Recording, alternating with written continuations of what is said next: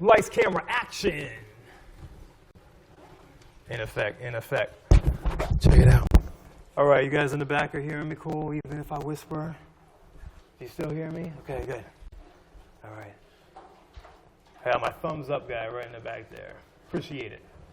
I don't know why other people, it's like, you ask a question like one person answers. Maybe you're the rep. Maybe you're the back row rep. What's your name? Yeah. Huh? Dante. That's a good name. The Daunting Dante. I feel like I'm having a little deja vu. Okay, so you guys all have picked up the CD, and of course you're all on Top Hat, except for the people who aren't, which is weird, but it exists. Anyway, we're gonna get it rolling. We're gonna have some fun, I think. So, what was your favorite of the required materials, whether that's song, video, or readings?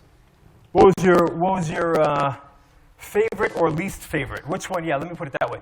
Which one did you have the strongest reaction to? So either something really resonated with you, or you really hated something about one of them, whatever. Yeah. I really liked Moment of Clarity. Okay. All right. I bet you're not alone. How many people, Moment of Clarity, that was their favorite thing? Okay. That's a good number, not everybody.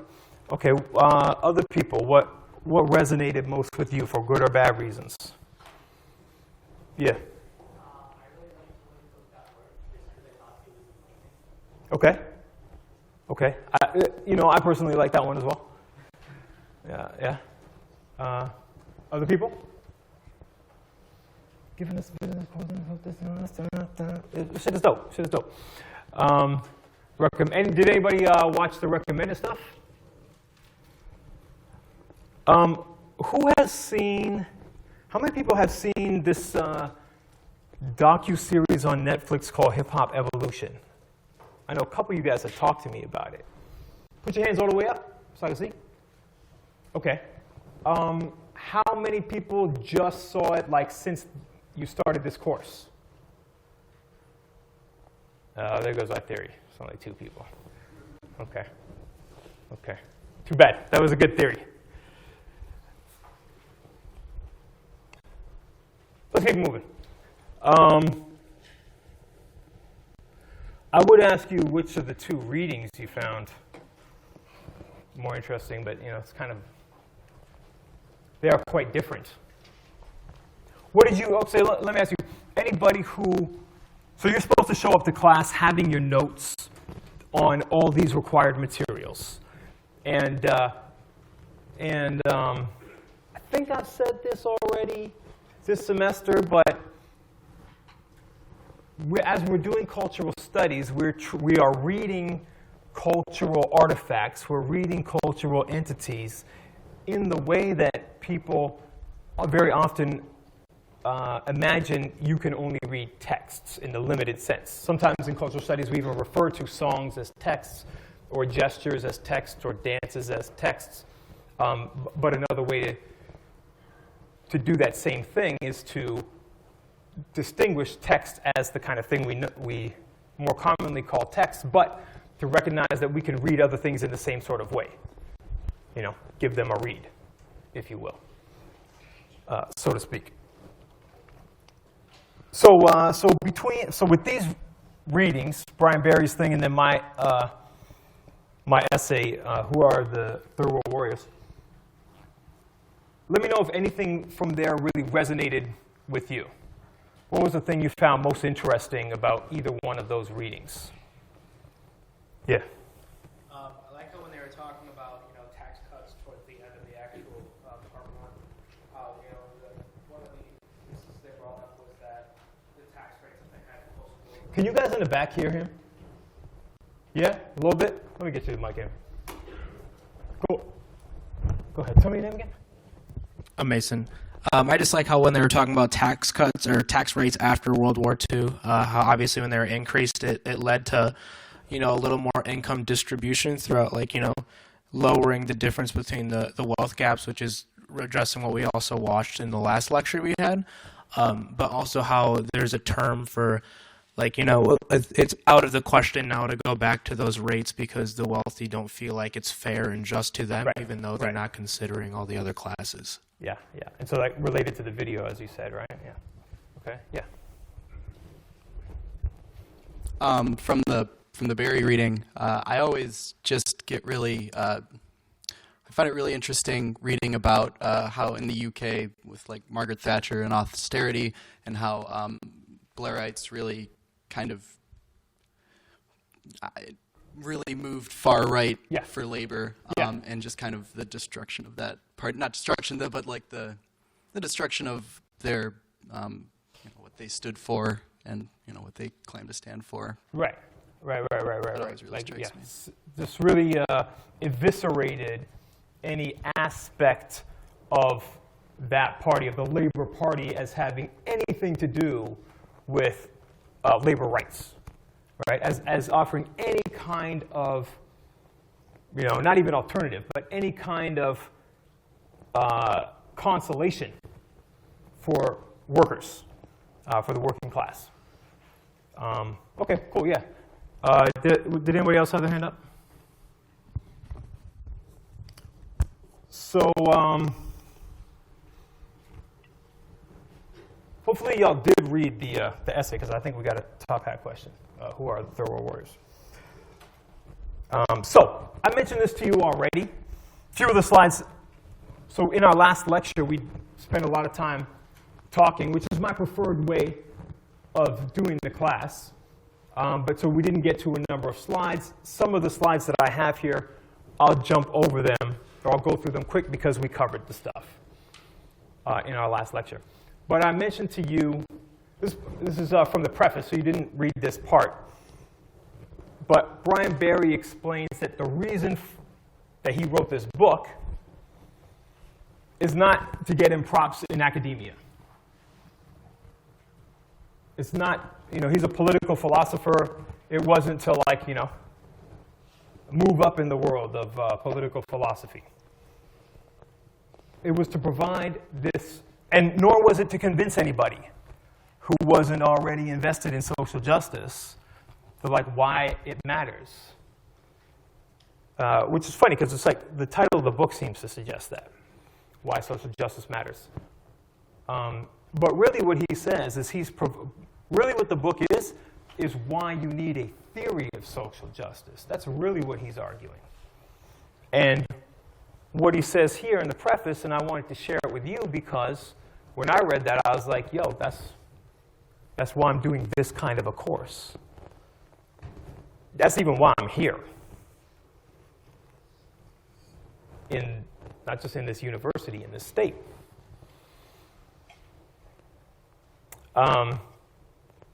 It's not my professional standing that I'm concerned with. I'm not trying to convince you guys of anything, despite what lots of my detractors would claim, right? What I'm trying to do is those of you who are interested in advancing social justice, I'm trying to give you these guns. That's the point. So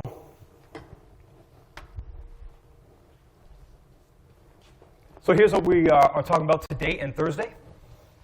Hip-hop's origins, the senses in which the word political is used. We'll go over the definition I gave you last class about politics.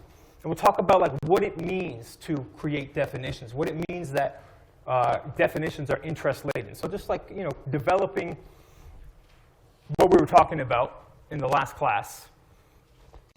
And we'll talk about why we need a theory of social justice, which is what Barry is talking about. And then next class,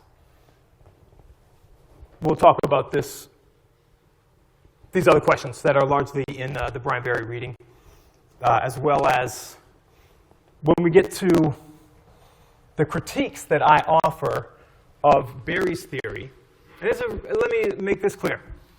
I gave you guys Brian Barry's theory of social justice to read, not because it's the only one, not because it's necessarily the one that I ascribe to or that I believe in, but because it's really clear. It's well written. It's structured in a way that's a good introduction to understanding what it would mean to have your own theory about the social world that is actually useful, that is actually applicable. And so that's why I introduced it to you, and that's why I'll refer to it throughout the course. Doesn't mean that I think that this should be your theory of social justice. It's not mine. You'll pick up on mine and my critiques, and some of my critiques are in some ways in that little essay that's in the CD.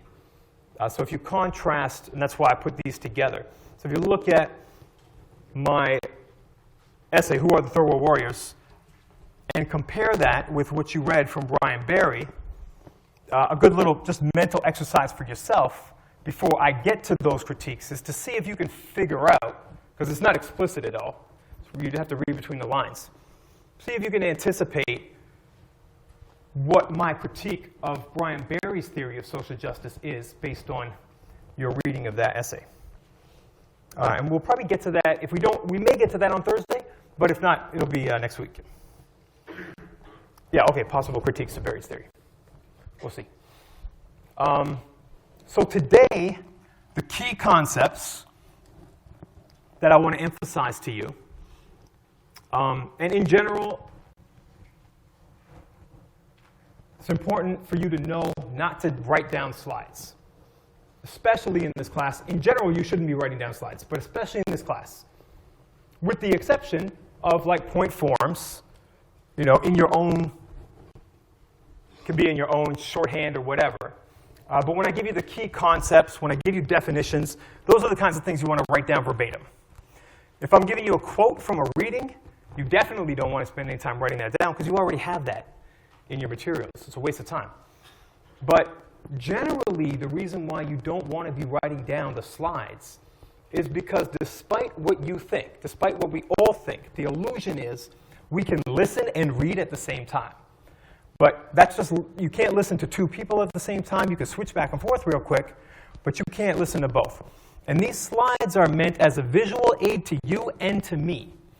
They're prompts for us to have our discussion. But learning doesn't happen on the page. And you can learn from a book, of course. You can learn from reading, but then why come here, right?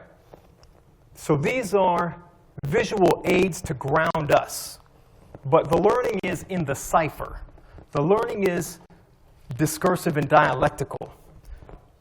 So you should always be focusing on what the people in the room are saying and what I'm saying, not the slides. With the exception, like I said, when I give you definitions, etc. So politics and power, hip-hop, culture, and genre. Both of those we talked about last time. And then liberal justice, social justice, we just began touching on in our last class. So that's what we're going to focus on today. But first, let's check out a little bit of this video. And I want you to check out the resonances here. You got that queued up?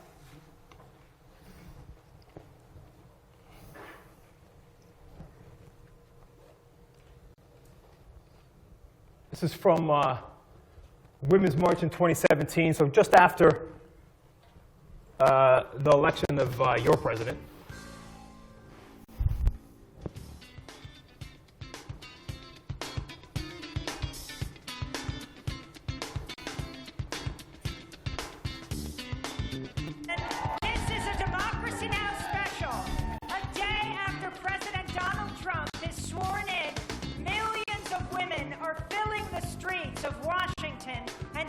Across the globe for an historic day of action.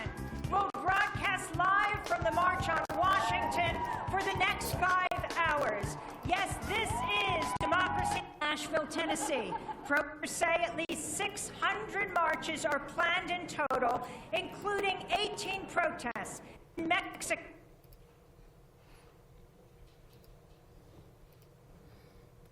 More than 200 people were arrested. Protesters threw bricks and rocks at police and riot gear and set fire to a limousine and then graffiti-led it with the words, "We the people." Some activists smashed windows at a Starbucks and a Bank of America branch. Police say 6 officers sustained minor injuries. Overwhelmingly, though, the protests were peaceful. I have these notes written down. I want to play 2:51, but I realize that's 2 hours and 51, not 2 minutes. So here we go. I'm just going to play like a couple minutes of this because I want you to see these performances here.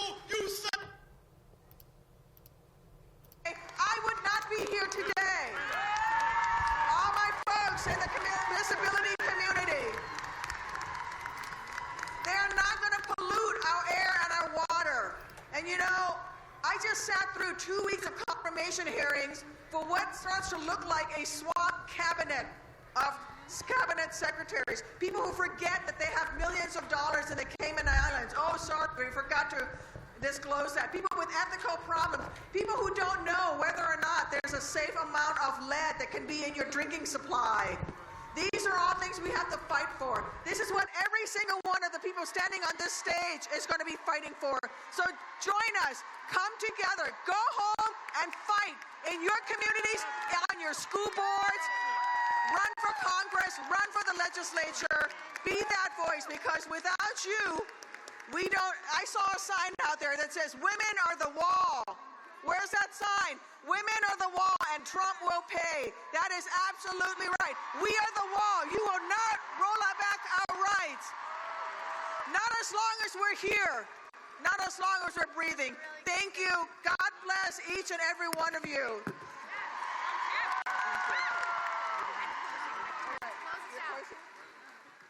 I'm Elise Hogue. I'm the president of NARAL Pro-Choice America, and we're proud sponsors of this march. We have one message for Donald Trump. We will not be punished for owning our lives. Y'all are beautiful. Have a great day.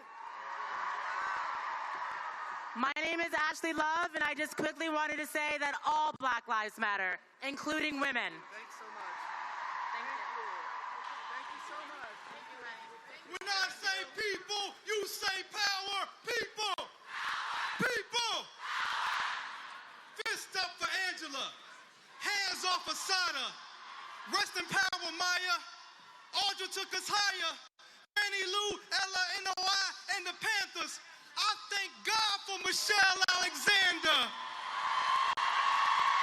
My mama raised me all by herself. Her left hand and her right hand was a help. As a man, I could never understand how she felt. Fuck white supremacy, white privilege, and white wealth.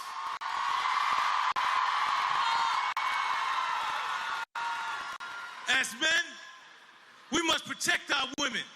We cannot allow cowards to disrespect our women. We must uplift our women and stand with our women. You will not discriminate against our women. Today, you will hear the voice of our women.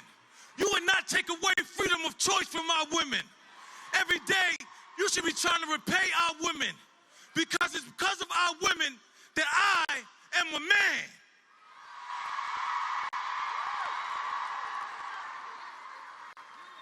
My name is Aja Monet, and I'm a poet, and I'm honored to be here. When people say language has no power, let us not forget it was language, it was words that got Trump in office. It was the power of words. This poem I'm about to read is for the daughters of a new day. Be not discouraged, Be not dismayed. Be defiant always. This poem is called My Mother Was a Freedom Fighter. She testifies a night song on the woolly back of a mammoth. Shadowboxing rivulets, a mother's cowl falls to her feet. A fist in the pouch of a honey-hipped negra. Hill towering over the country. The farmers of plantations, the maids of motels, the mansions, the nurses of hospitals and camps, the shamans in huts, walking to work in dawn fog with heretic hands, a chupacabra suffering in solos, or a black unicorn refugee panhandling at the border of an upside-down dimension.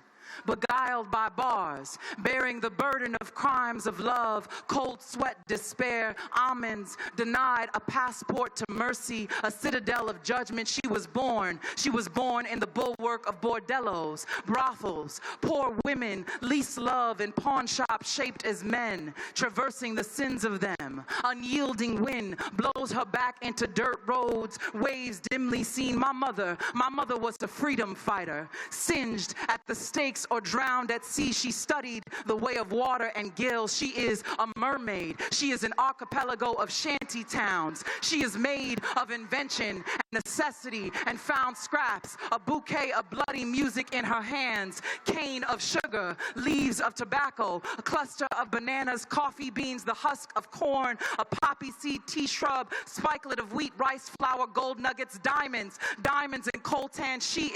My mother is an incantation bellowing from the fields and mines. Look for her in the ruins, at the funeral procession, drunk off palm wine, screaming in a traffic of arms, lonely. She is lonely but not alone. Remember her on the shores of Gory. She pinched yam and okra seeds in her baby's hair, chauffeuring the wrath of our stories for when the fowls come home to roost. Enduring the tides of whips, she wept by a mangrove and carved a spear from her lover's bones. Spitting on her thumb, she smeared shame from her children's cheek. Blessed and esteemed, blighted dreams born of zealous sires laying with her in a stretch of orchids, honeysuckles, daffodils, cotton blooming or splayed on a cot during a conjugal visit. Switchblade in her boot, straw hat sitting on her braid. She touches herself, moaning. Pleasure pours gently on her in broad daylight. She was captured in the middle of a gunfight, muzzled by averted ears, smarmy smiles, and what befell their humanity. Remember, my mother was a freedom fighter. Ever a drought, she gathers clouds on one accord and they rally above her. Fermenting nature, her courage. She is beyond what names her courage. She arrived quarreled by instinct to petition for presence. It was a woman. It was a black woman, dark as night, dark as love. It was a woman who nannied neglect and marooned parishes. Hooting and hollering, she midwife revolutions in rainforests, Amazon, cities, sediments of her sorrow beseeching. Because of the eye of the storm within her, they called her magic, merely more. She was a freedom fighter, and she taught all of us how to fight. Love y'all. Keep fighting. Thank you. Thank you. Hill towering. Just give me your reactions to any of these three performances. Which one resonated with you? What did you like? What did you dislike? We can read we can talk about what you heard. We can talk about the words. We can talk about the performance, the affect. We can talk about the visuals. What are your thoughts? Yeah. My favorite part was her recitation of the poem at the end. Breath control, cadence, the power she was putting behind the words, it really helped it to resonate more. Yeah. Yeah. I think kind of adding to that, like Aja Monet's work, especially, is like she's known for her imagery. Like just you guys hear him? Yeah. Okay. Go on. Yeah. Sheer ability to use imagery. Yep. Powerful, I think so great. So you found it like it was visual, it was vivid. Okay. She killed the performance, right?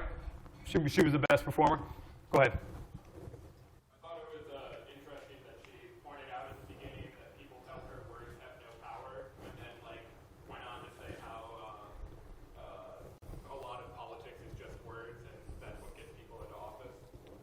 Yeah. Yeah. And that's something that we'll talk about quite a bit in this class. What do we mean when we say, like, you guys know this expression, like, oh, that's just semantics. Like, that's not a substantive argument, that's just semantics. But semantics, what is semantics? It's the study of meaning of words, right? So meaning matters, right? And also we say, like, you know, what you're alluding to is we're all familiar also with expressions like, well, that person is all talk. You know, walk the walk if you won't talk the talk, right? But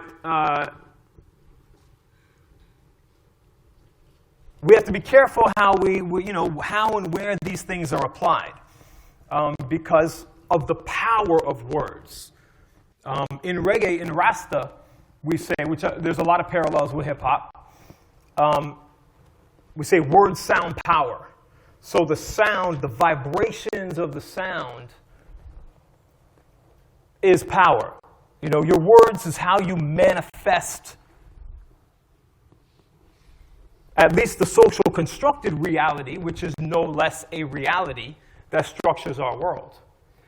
And in cultural studies, the core thing, cultural studies as a field of study, as an area of inquiry, is about this question: what is the relationship between culture and politics? Or what is the relationship between the ideological, the world of ideas, and the material objective world that structures our being, right? So what's the difference between objective reality, mind-independent reality, and socially constructed reality? Where is that line drawn? And that's a very complicated question. But a relatively easy answer is that they are reciprocal, right? So the objective reality informs our mental reality, our socially constructed reality. But our socially constructed reality, our ideas, the ideas we believe, the ideas that critical masses of people believe and implement, the conventions that we agree to consciously or unconsciously, shape the material world as well. And in fact, happen to be destroying the planet as we speak. Right? So, yeah. So words matter. That's why, if you become a master of words, you know, you can make shit happen. It's a particular kind of tool. What about the visuals? What do you guys see? You know, I don't know if any of you guys, were at this march 3 years ago. Or if you watched it on TV or whatever. But this little clip that I showed you here looks pretty different than the rest of this recording. You saw a little bit as I was clicking around, right? So part of the reason why I showed you this is because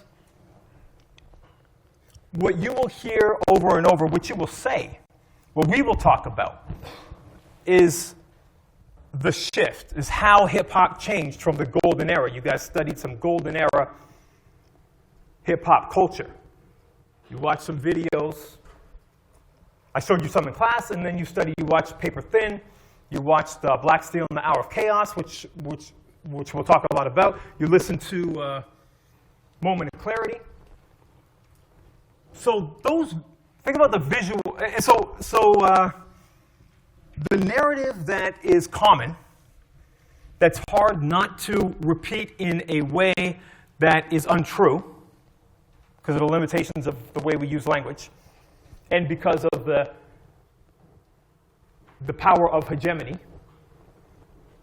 it's very easy for us to say that hip-hop today is not what it was. Rappers today, we may have said it in class already, right? We talked about this, right? Rappers today are not representing the way they used to, are not saying important things in their lyrics. And if you recall, what I said is, let's be careful about that. And you guys actually were, like your comments, I was really impressed. Because, is it Carly or Carla? Carly, yeah. I knew that. Carly, I remember when you specified mainstream rappers. So these aren't mainstream rappers, right? And so what we tend to do is we tend to say rappers these days or hip-hop these days. And we say that as if the 1% of rappers that exist in the country represent rap or represent hip-hop culture, right? But this is a sliver. This is literally the 1%. You know, and then it's a 1/1000th if we're looking at on a global perspective. But we're so trained to consider the mainstream as the arbiter of reality, as the truth, when it is merely the tip of the iceberg. So here, when I'm alluding to these visuals, if you guys looked at that Public Enemy album cover, I mean, these guys are performing S1Ws.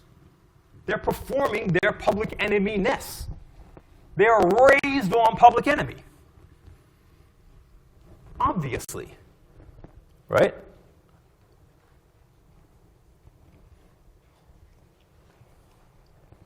What about Aja Monet? What previous historical examples, what style, what artist is she emulating?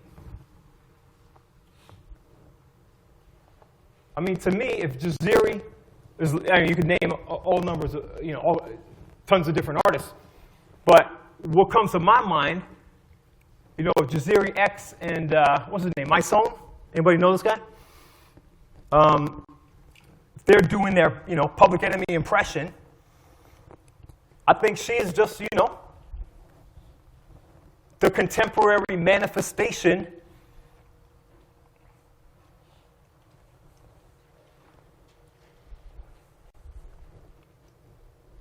of, I'm blanking on her name. I was about to say her name. Of one of the poets that I'm going to assign to you later in the course. I don't know why I'm blanking now. I'll mention it later. Sonia Sanchez. That's what I'm trying to say. Sonia Sanchez. This is like, the hip-hop version of Sonia Sanchez. This is Sonia Sanchez 30 years later. New version. All right, let's go back to the slideshow.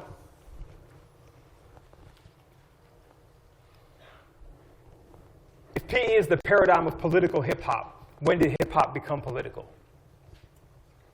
So I'm saying you can see how there's this manifestation. Also, Sister Souljah, if anybody knows who Sister Souljah is, who's an activist affiliated with Public Enemy, right? That's what she's repping right there. So if I told you before, I gave you that quote from KRS, referring to these two different albums, By All Means Necessary by Boogie Down Productions, which is KRS-One's group, and It Takes a Nation of Millions to Hold Us Back by Public Enemy. Arguably, when people have debates about what's the greatest hip-hop album, these albums come up. And so he said, these two albums set off consciousness in rap in a later song, reflecting back on the history of hip-hop. Now, the way people generally tend to talk about it, in the hegemonic definition of politics that we looked at last class, right? That is the kind of rap, conscious rap, political rap, is rap that is referencing the government, is rap that is talking about politicians, criticizing politicians, right? And that's the mainstream view. The dominant view is hip-hop started as something that was apolitical, was party music, and later it became political, right?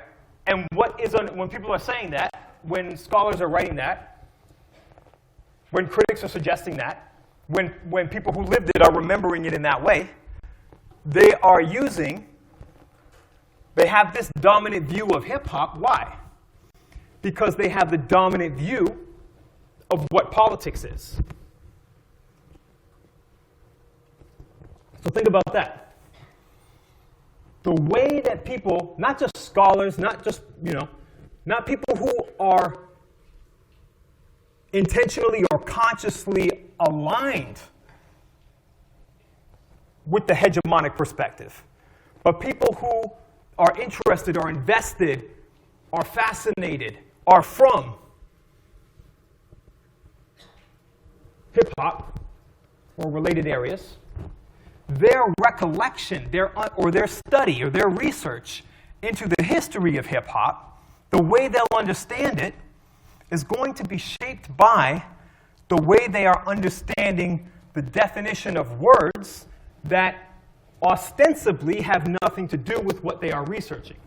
So whenever you're doing some research, of course you're asking your questions, you're being careful about the definitions and the terms and the different perspectives within that field, within whatever your field is. If you're in economics, you're being careful about the different ways that different economists have these nuanced perspectives. Or if you're doing biology, you're attuned to the debates within biology. But all the rest of the socially constructed terms you may not be critical about, and they are shaping the way you understand biology, the way you understand what you are doing.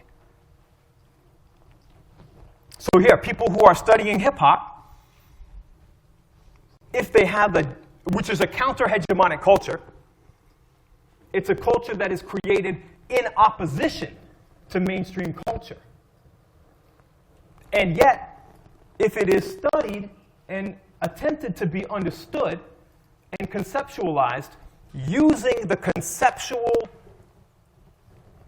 apparatus, using the definitions from that very aspect of culture that hip-hop aims to critique, that's problematic. Right? It's going to be an understanding that is external to the culture in question, even when the person feels themselves aligned with the culture. So, critical view, counter-hegemonic. So if the dominant view is the hegemonic view, critical view is a counter-hegemonic view, a critique of the dominant view. Hip-hop is a culture that oppressed youth in post-industrial 1970s New York developed by using their creativity and brilliance to seek their liberation. Now, if that's true, right, then hip-hop was, here's a term from post-colonial studies, always already political. From the moment it was hip-hop, it was political.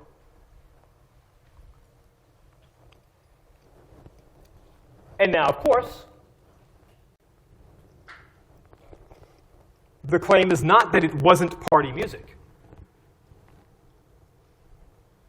But the challenge is to the notion that party music is necessarily apolitical.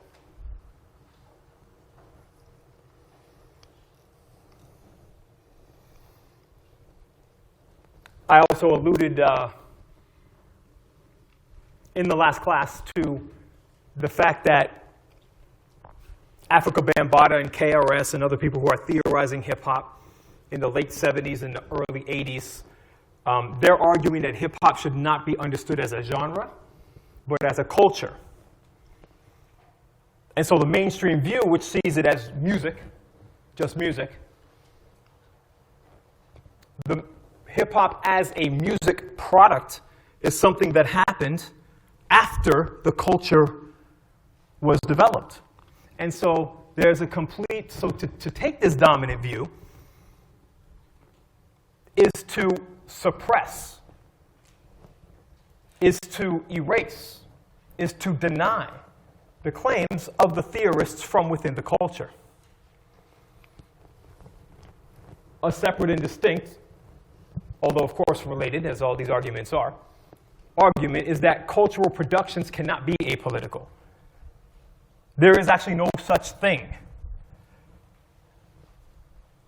as something as anything to do with culture that is not political, if we are using, depending on how you're defining politics. I'm going to come back to these slides in a minute. Yeah, okay. Political definition coming up. But I already gave it to you, so you know what I'm talking about. All right, so I assigned you this song, Unity, last week. Is that right? Okay. So you saw that, you saw the video.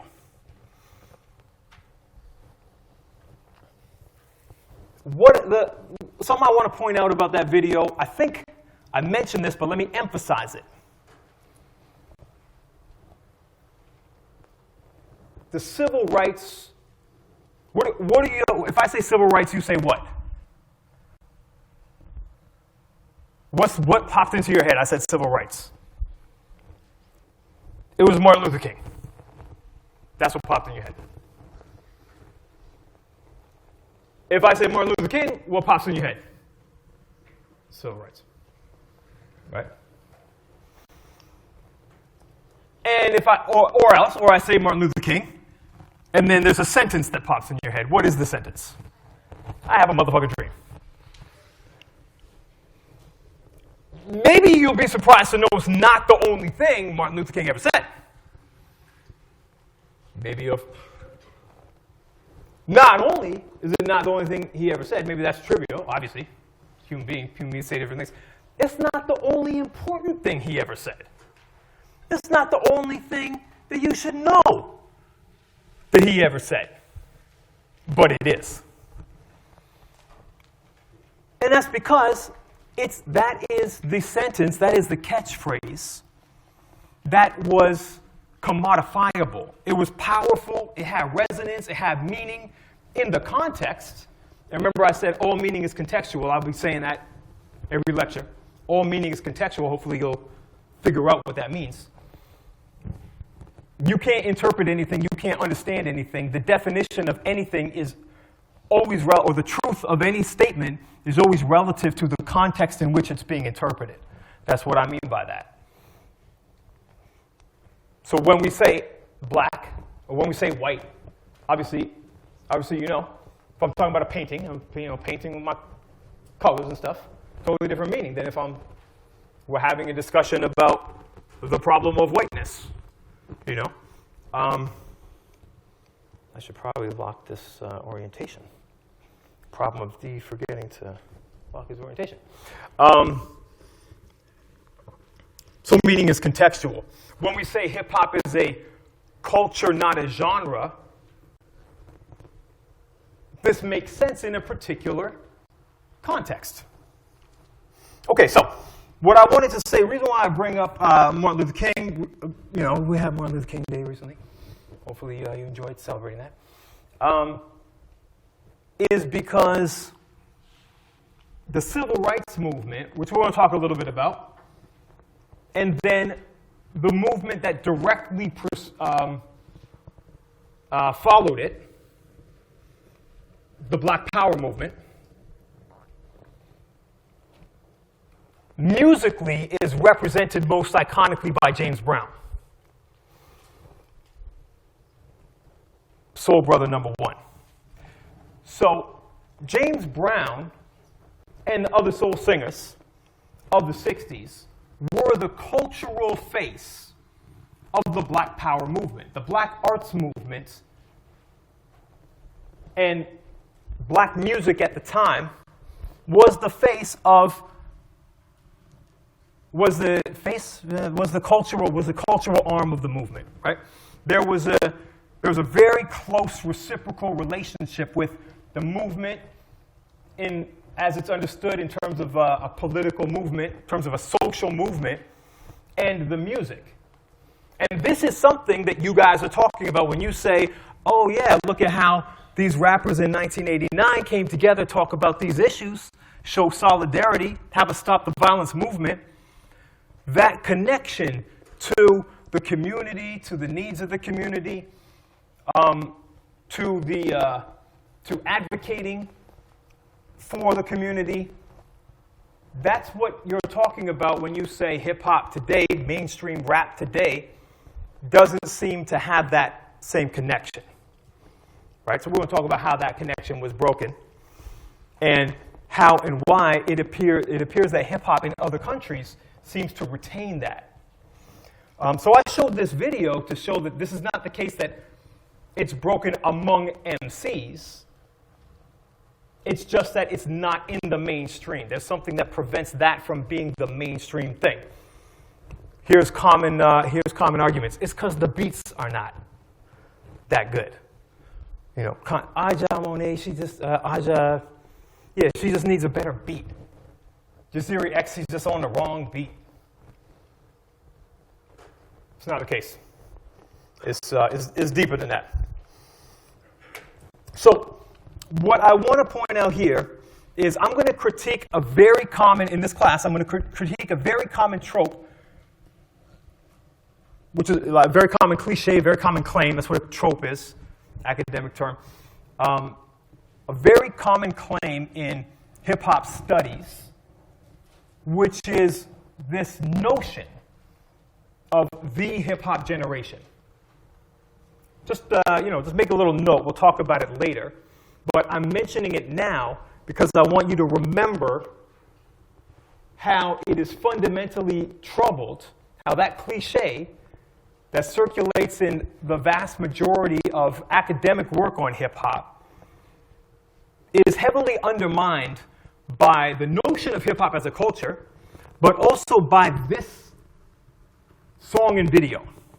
Because this song and video, in my view, is a smoking gun proof that what Africa Bambaataa and the people who are theorizing hip-hop with him at the time, as they are seeing hip-hop go from this thing in the Bronx, this thing in the boroughs, to this commodified mainstream thing, which it's wonderful in terms that it's reaching so many more people, but the loss of control of the narrative, the loss of the potential of the loss of the ability to control the meaning, and therefore the ability to make sure it remains relevant to the community, to the people who originated.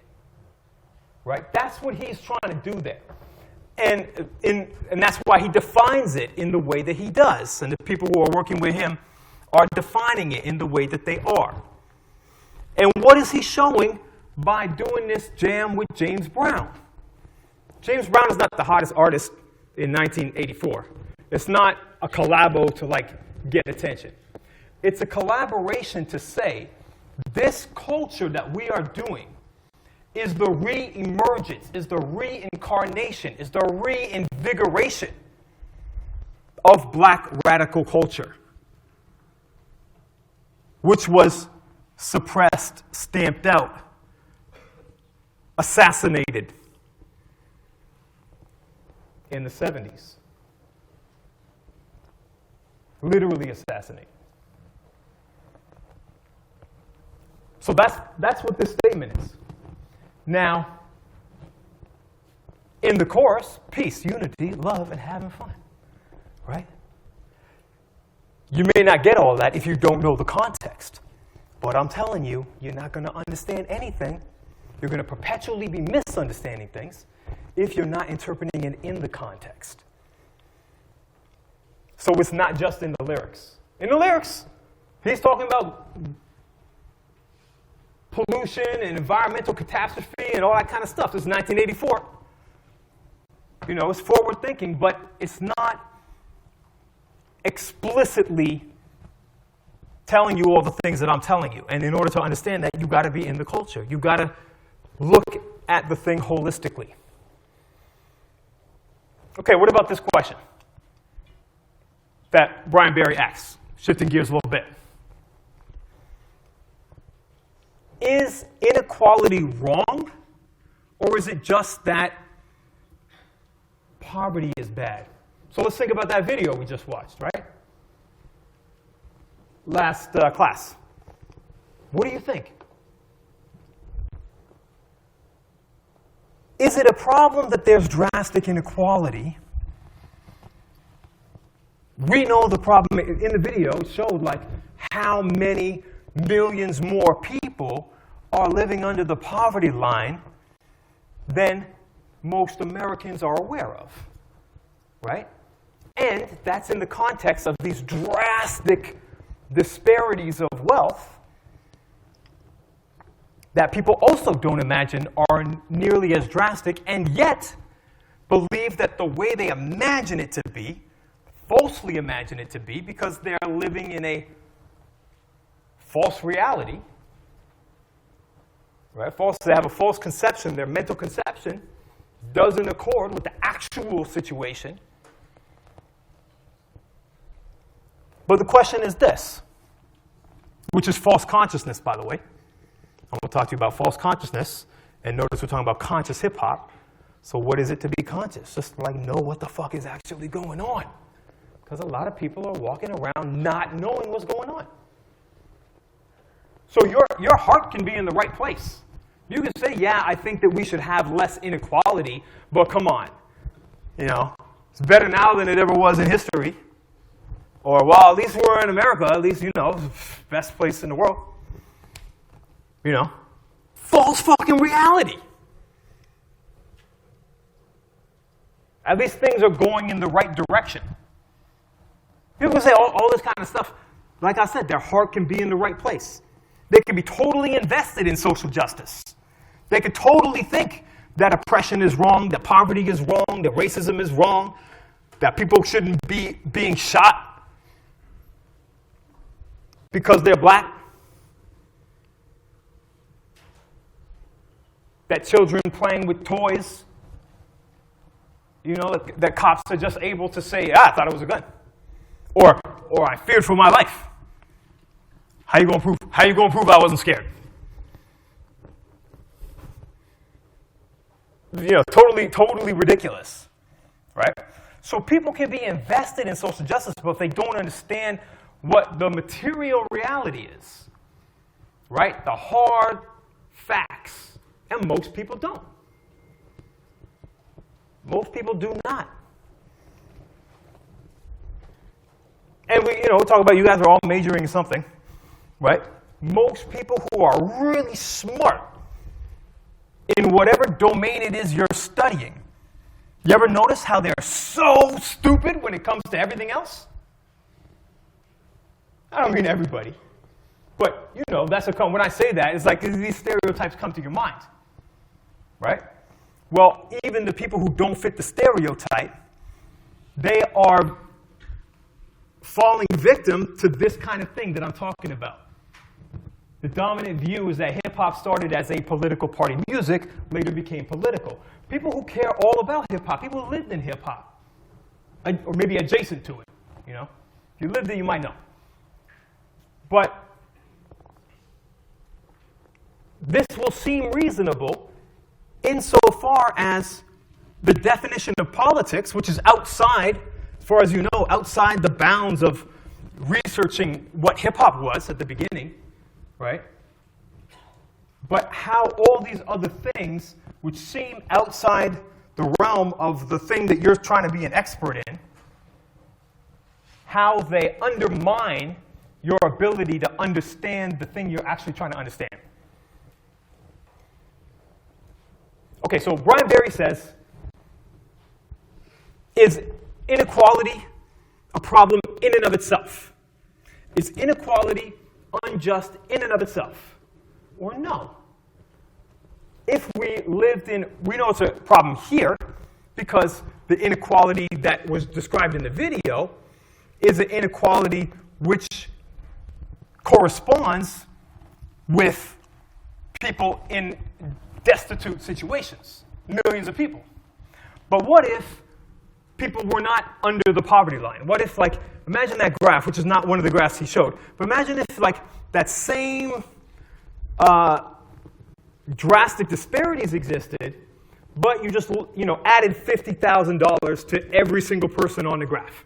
So then the people who are below the poverty line, they're lifted above the poverty line by $50,000, right? But then the inequality is the same. You tell me. Brian Barry says you could take either side and still have a legitimate position as far as political philosophy is concerned. What do you think? Do you think that would still be a situation you would describe as socially unjust, or no? Tell me. Theorize.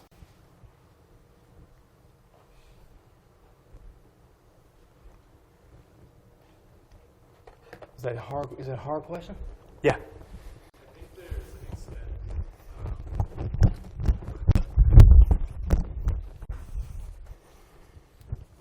I think there's an extent to which all equality becomes unjust, when you have such high disparity regardless of how few people are in impoverished conditions, then that's still representative of an issue in society when there are people who are that drastically above each other. But the question, is inequality wrong, or is there something wrong with inequality? I think inequality is just like the natural result of life, regardless of how you organize wealth or how you distribute it, there's still going to be inequality and people are still going to be oppressed.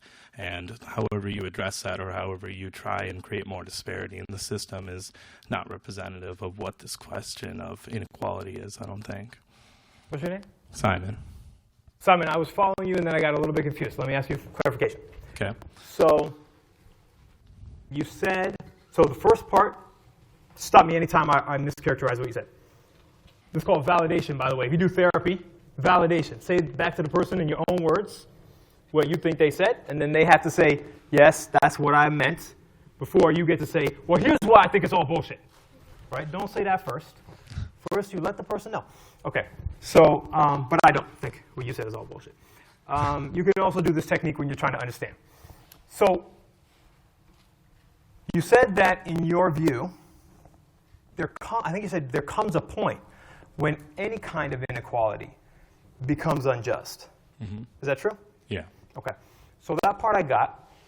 And then, but again, I guess my question to that part would be, so then that means that there's some kind of threshold where a certain amount of inequality is not necessarily unjust. Yeah. Right? Okay. That's totally clear. And I think maybe the video had the same theory. Mm-hmm. So now the thing you said after that is some amount of inequality is an unavoidable fact of objective reality. Yeah. Were you saying that? Mm-hmm. And then were you also saying that therefore some amount of social injustice is an unavoidable fact of reality? I think I might have made it sound like that, but realistically, I think that social justice or social injustice is also just kind of a part of reality, and it always has been. But I don't think. When you say always has been, how far back are you going?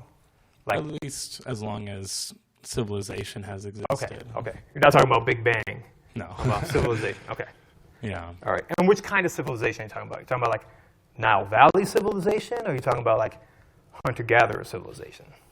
I'm not entirely sure about how inequality has reaped every civilization throughout history, but historically, as far as humans are concerned, there's kind of this natural inclination that I feel like people have to try and be better than other people or have more than they need, and that's just what kind of establishes that inequality, and it manifests itself in negative ways, whether it's direct social injustice in contemporary America or whether it's representing the history of mankind, Well, I can tell you that John Locke agrees. What about the Adams guy? Adams. What was his name? Was it John Adams? I'll come to you. Yeah. So I love how you articulated those points, and these are the very common debates. So I imagine your ability to articulate that as well as you did is because you've been in these kinds of discussions before. You might have been raised in a household where these kind of debates happen. And probably some of us were not. And so these are resources that you have that I have. I showed you a little picture of me in the newspaper, 5 years old. I was doing this kind of thing. I was having these kinds of discussions, right? But a lot of us come from environments where this is a new way to talk, right? It's a new way, new ideas that we're thinking about. So I just want you guys to be cognizant of that it's not a question of more or better participation or better insight. It's that inequality, right, that we are coming in here with, right? We all have strengths and different knowledge bases, and some of us have strengths and knowledge bases that are recognized as valuable in this environment. And there are other people in this room who have strengths, who have gifts that are not recognized as valuable in this kind of a situation. Go ahead. Going back to your question about if you gave everyone $50,000, I think it's less that and more the principle of the systemic pressures and systemic things that led to the inequality. It's not like, all right, give everyone this and everything will be fine because it'll just stay the way it is and it'll probably get even worse. Yeah. It's about recognizing the systemic inequality that led to that in the first place. Disparity, yeah. Okay, so now that is a question which is on the exam, actually. So I hope everybody heard what you said. But these debates, as you guys are laying them out, I have my opinion, but you're not being tested on my opinion. You may be tested on my definition of this or that thing.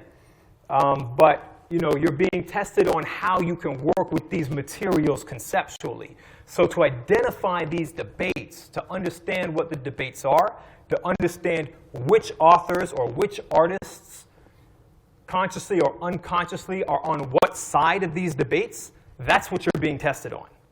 All right? That's what we're actually doing. So you got this theory from Brian Barry. You don't have to agree with him. You could have, what's your name again? So Simon laid out a number of propositions. There's people who are on either side of each one of these debates. What's your name? Murph? RoboCop right here. Murph outlined this other debate, right? So here's a debate. Does it matter? I'm going to repeat it. Okay, so it's an excellent question. When we look at, so let's say for the sake of argument, we agree that inequality itself is a problem, which Simon, you agree with that too, right? So drastic inequality, you said, at some point, that inequality becomes an injustice. If it's large enough, that inequality is great enough, it becomes an unjust situation. But now here's the thing. Let's say we're just talking about wealth. We can be talking about all different kinds of less tangible resources, but let's put it in terms of, cold, hard cash, right? If there is drastic inequality that was gained through nefarious means that we can trace to slavery or we can trace to some, oppression, right? Some war crime, right?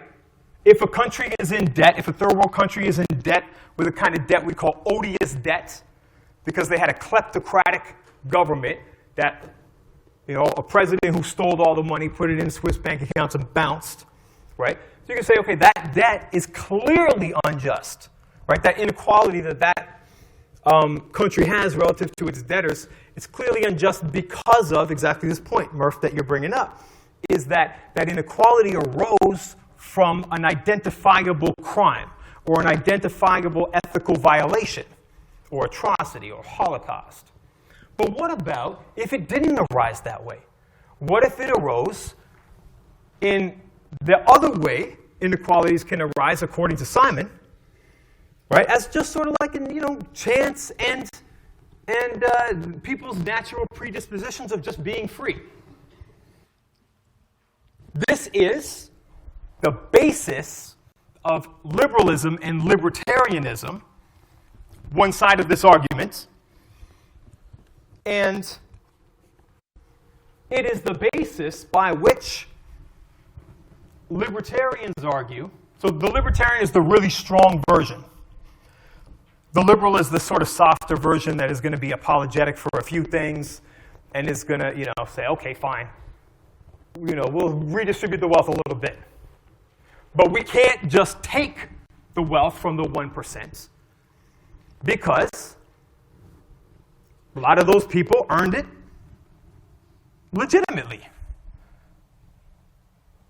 Zuckerberg, came up with like a great website. Everybody wants to be on that website.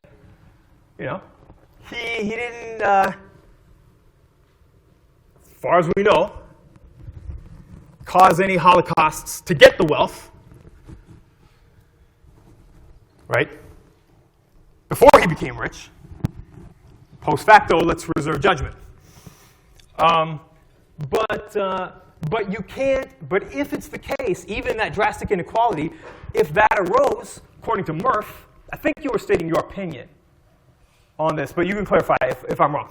But I think what Murph was saying is, if that drastic inequality arises through legitimate, exchanges, right? We all exchange stuff because that's natural, right? Since the earliest civilization, we had economies. We're bartering, and then money is invented, and all that kind of stuff.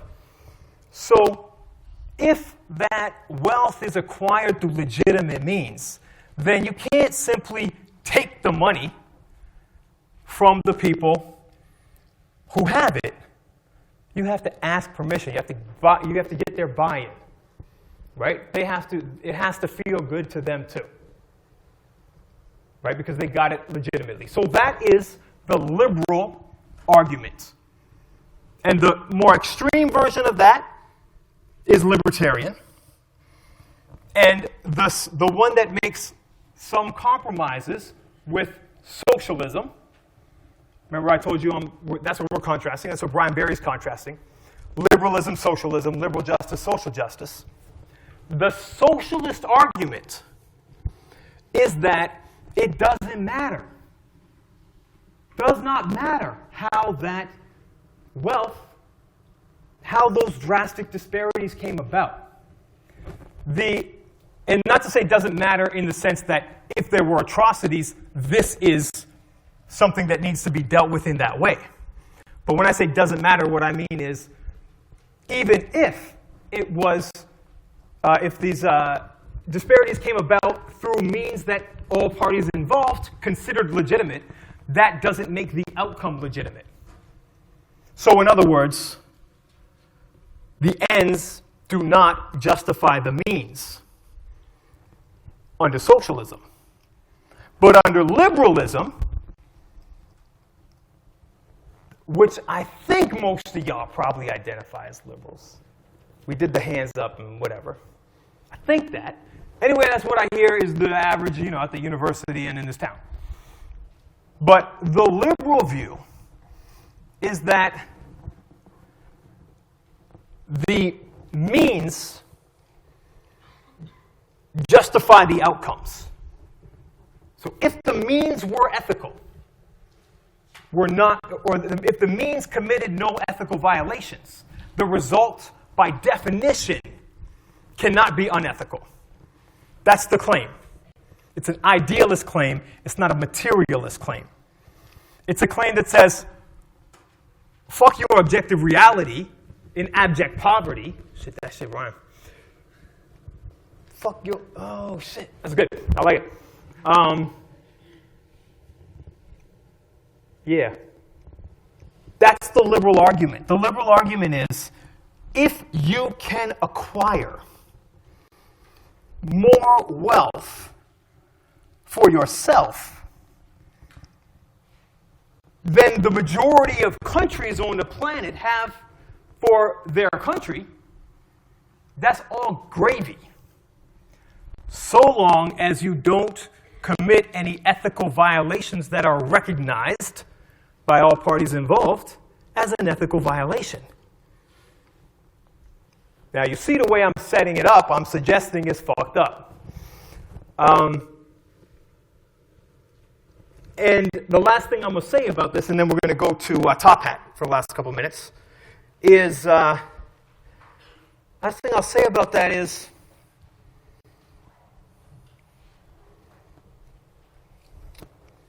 I don't know, I forgot what I was going to say. Maybe I'll say it after. I think I nailed it. So the socialist argument, right, is that we need, is in agreement with this point, Simon, that you made, that there's a point at which a drastic inequality becomes an injustice. But the socialist argument disagrees with this thing that Murph said, which we all tend to feel is intuitive. We all tend to agree that with this liberal argument that I gave you, right? If I spun it in the way I did to expose the critique. But if I said it in a different way, you would all say yes, of course, right? Because that is the dominant view that we are indoctrinated with. That as long as you didn't break any laws, as long as you didn't create any ethical violations, it's all good. All right, let's go to Top Hat.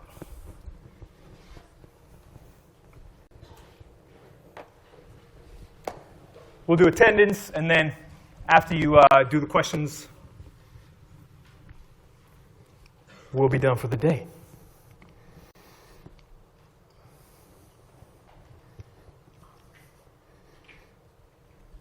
Do you know how many questions we have? Maybe we'll just do the first 3 questions. Let's see. We'll be cognizant of the time. You only got 30 seconds for each question this time, so should be able to fly through them.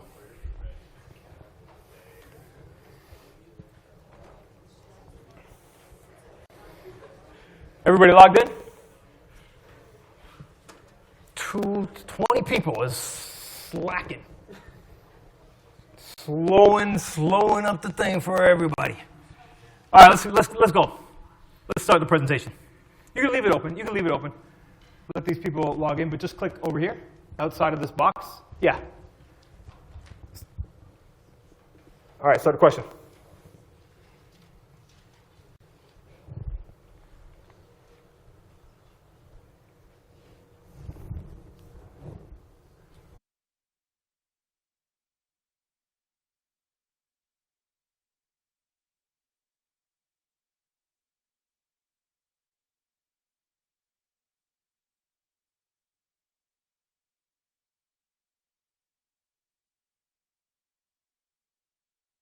It was 30 seconds for each question. This one I gave you too much time.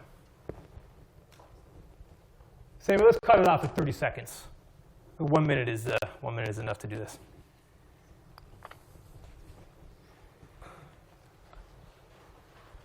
We'll review these responses on Thursday rather than go through them now. Let's type your answer. What is a social justice warrior? This will give us time to analyze the data scientifically. Sammy and I will take a look at what you guys think. Oh, here we go. We're done. All right, fights for equal. All right, so, just click to the next question. Yeah.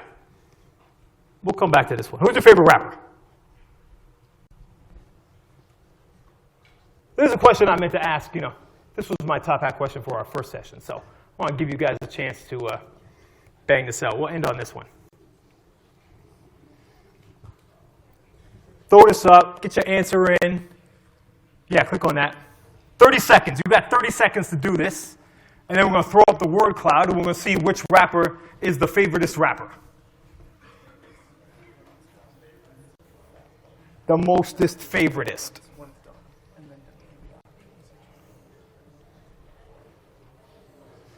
You got 10 seconds left.